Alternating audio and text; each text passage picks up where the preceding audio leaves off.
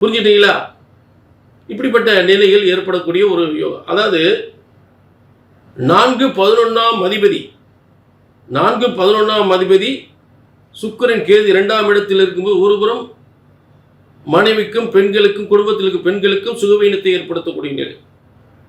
மற்றபடி தனஸ்தானத்தை பொறுத்தளவு முன்னேற்றம் ஏற்படக்கூடிய கிரக அமைப்புகள் தான். 4-11க்குரிய லாபத்தை கொடுத்து சில விரயத்தை ஏற்படுத்துது. லாபஸ்தானம் தான் 11ஆம் அதிபதி லாபஸ்தானம், அவர் தான் சுக்கிரன்.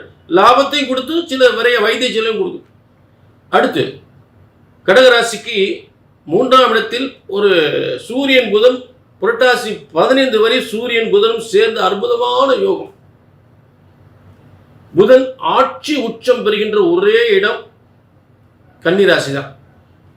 அப்ப கடகராசிக்கு இந்த 3ஆம் இடத்தில் இருக்கக்கூடிய சூரியன் புதனும் 9ஆம் இடத்தை பார்ப்பதால் மிகப்பெரிய உயர்வு ஏற்படும்.